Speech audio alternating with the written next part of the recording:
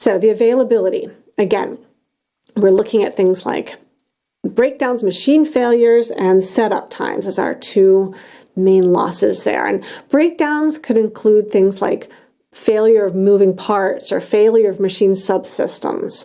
Setup times we've already talked about, the time to get the machine adjusted and prepared for a different part. It can also include things like cleaning, and even in this availability, the time required for locating tools or parts or people. And generally, again, we're looking at something greater than 10 minutes. You can improve this by, for example, letting operators undertake their own simple maintenance tasks that they can do quickly. You can plan your maintenances, but not just maintenance when something fails, but preventive and predictive maintenance. You can also undertake focused equipment and production process improvement. And this, we talk about in just a minute, of course, is then linking us back to the idea of Six Sigma and process improvement. Setup times can be reduced by performing the single-minute exchange of die to shorten the setup times. Under performance, we're looking at reducing minor stoppages and maintaining the maximum possible speed of our equipment.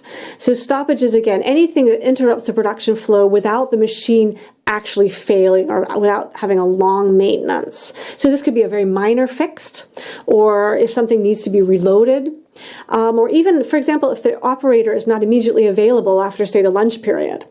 And reduced operating speed, well, there we talked about the fact that maybe you're waiting for a bottleneck resource, but it could also be due to there's an analysis being done and the process has to wait for that to be completed.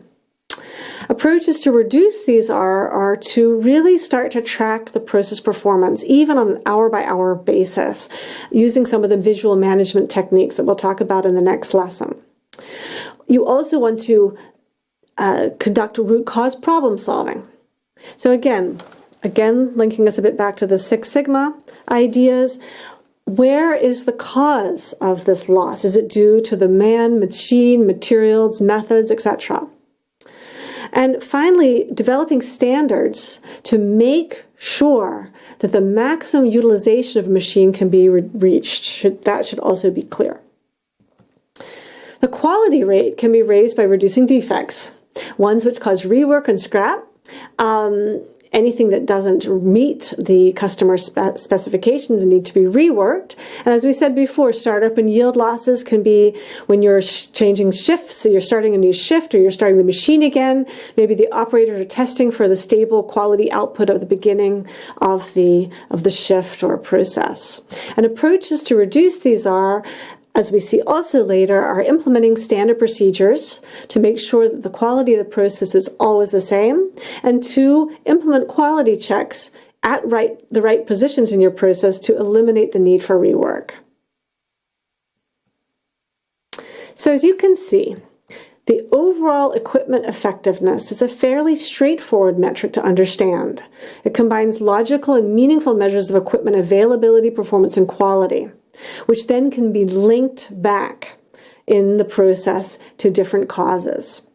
OEE data can be collected and monitored in a simple, very manual way, but there's a broad range of standalone or integrated IT systems available to measure OEE. And with OEE in place, companies can then scrutinize their production for our wasting of time and defects.